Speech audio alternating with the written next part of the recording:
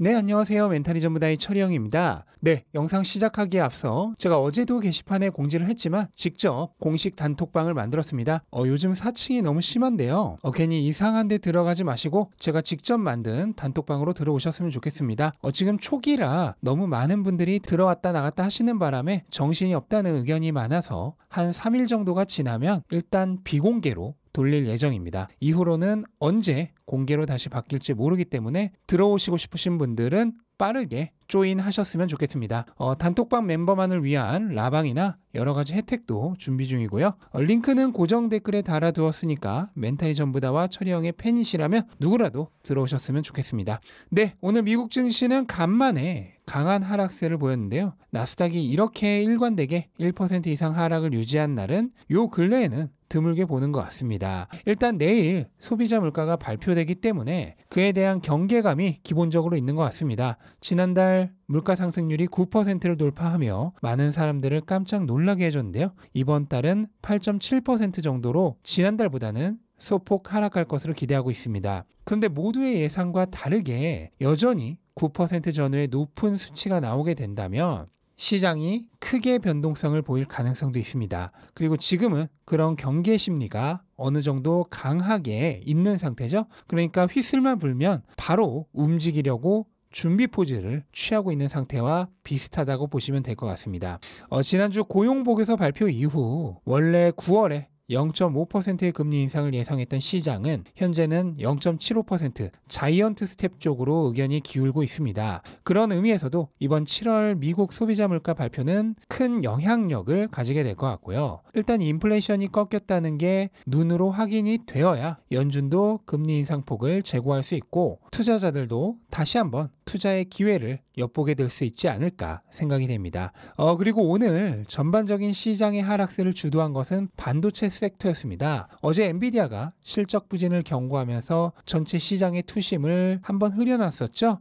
이번 달 24일 실적을 발표할 엔비디아는 최근 게이밍 분야, 그러니까 GPU 판매 분야의 부진으로 매출이 예상치였던 81억 달러보다 무려 17% 이상 줄어든 67억 달러가 될 것이라고 밝혔습니다. 엔비디아의 이런 실적 부진 예상의 이유는 두 가지 정도인데요.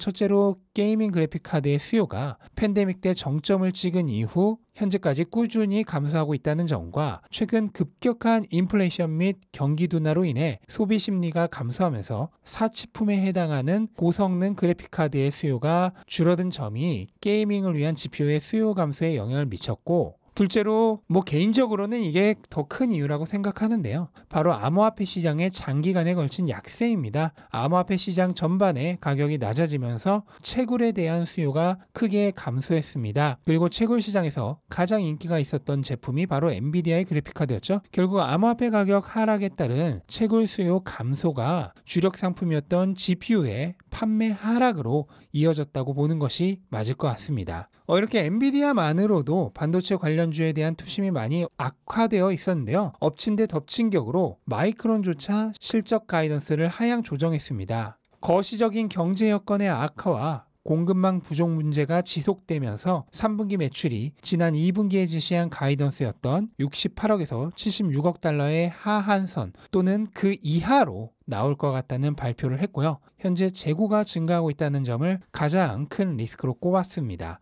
이렇게 전반적으로 어수선한 분위기 속에서 아이러니하게도 이날 반도체 산업 육성법이 바이든 대통령의 사인을 얻으면서 공표가 되었는데요. 총 2,800억 달러가 투자되는 이 법안은 미국 내 반도체 시설 건립에 대한 지원으로 약 390억 달러, 연구 및 노동력 개발에 110억 달러, 국방 관련 반도체 제도에 20억 달러를 쏟는 등 500억 달러 이상의 직접적인 투자와 미국의 반도체 공장을 짓는 기업에 25%의 세액 공제를 적용하고 첨단 기술 연구 개발에 강력한 지원을 하는 등 간접적 지원에 2천억 달러 이상을 투자할 예정입니다. 근데 이런 반도체를 위한 법안의 통과도 엔비디아와 마이크론의 경고에 따른 악화된 투심을 돌려놓기는 어려웠고요. 오히려 법안 통과 자체는 예정되어 있었던 사실이기 때문에 뉴스에 팔아라 현상만 더 가중되면서 반도체 섹터가 강한 하락을 지속했고 결과적으로 시장 전체를 끌어내린 것으로 생각이 됩니다. 그런데 시장이 지금 걱정을 하고 있는 건 단순하게 반도체 섹터가 나쁘기 때문만은 아닐 것입니다. 반도체 섹터의 실적 하향 조정으로 인해서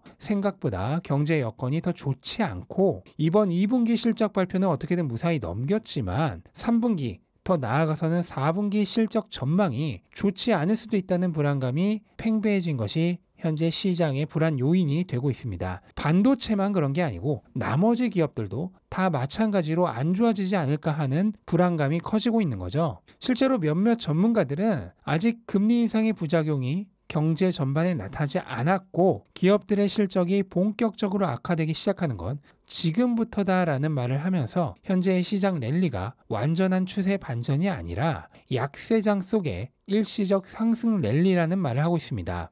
그런데 한번 이렇게 생각해 볼 필요가 있습니다. 지금이 약세장 속에 잠시 반등하는 것에 불과하다는 의견 맞을 수 있습니다. 또 추세가 완전히 반전되었다는 의견도 맞을 수 있습니다. 또는 당분간은 일정 가격대에서 올랐다 내렸다 하면서 횡보할 것이다 라는 의견도 맞을 수 있습니다.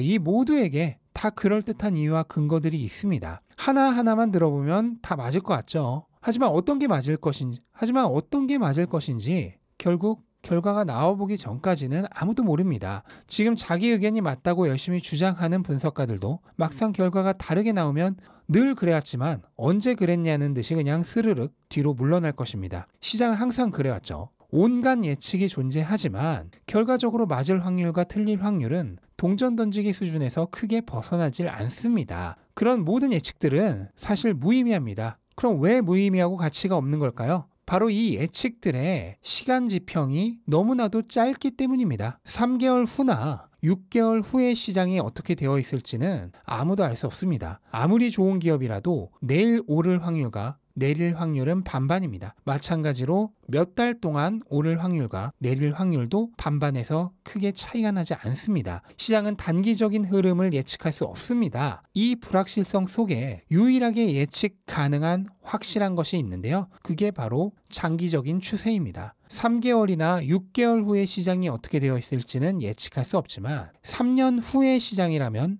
훨씬 높은 확률로 예측할 수 있고 5년 후, 10년 후가 되면 더 확실하게 예측할 수 있습니다. 화폐의 구매력은 오늘 이 순간 이후로도 매년 평균적으로 7.5%씩 하락할 것입니다. 이에 따라 가치가 보존되는 모든 것들의 가격은 오를 것입니다. 가치의 척도인 화폐 그 자체의 가치가 하락하면서 가치가 보존되는 모든 것들의 가격은 상대적으로 오를 것입니다. 미국 주식시장도 연평균 10%씩 오를 것입니다. 그리고 개중에서 평균보다 더 뛰어난 기업들의 주가는 더 오를 것입니다. 이건 수학도 아니고요. 투자 지식이 필요한 것도 아닙니다. 그냥 물리적인 현상이에요. 물리적인 현상. 풍선에 공기보다 가벼운 헬륨을 채워놓고 띄우면 하늘로 올라가는 것처럼 그냥 당연한 현상입니다. 거시적인 경제 환경이란 것도 시간축을 짧게 보기 때문에 생기는 착시 현상입니다. 조금만 더 시간축을 확장해서 본다면 거시 경제조차 사실은 미시적인 것이 됩니다.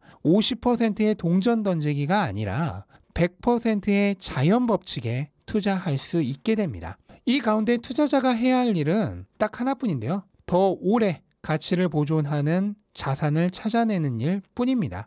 경제 사이클이 한 바퀴 돌고 두 바퀴 돌 때까지 여전히 미래 가치가 손상되지 않을 좋은 자산을 찾기만 하면 됩니다. 이 자산은 꼭 주식일 필요가 없고요. 암호화폐가 되었던 부동산이 되었던 금이나 은 같은 상품이 되었던 그 자산의 종류하고는 상관이 없습니다. 냉면과 삼겹살과 치킨이라도 마찬가지입니다. 여전히 사람들에게 이익을 주고 사람들이 좋아하는 가치 있는 것들은 시간이 지나도 선호도가 내려가지 않기 때문에 화폐의 가치 하락에 따라 가격은 상승합니다. 그리고 그런 자산에 투자를 했다면 이후로 단기적인 가격 흐름은 조금도 걱정할 필요가 없습니다. 만약 시장이 그런 자산의 가치를 잘 몰라준다면 오히려 좋은 겁니다. 주머니 안의 송곳은 언젠가는 튀어나오게 되어 있습니다. 제 아무리 그 가치를 숨겨도 결국 때가 되면 모두가 알게 됩니다. 만약 현재 미래의 그 자산이 가진 가치보다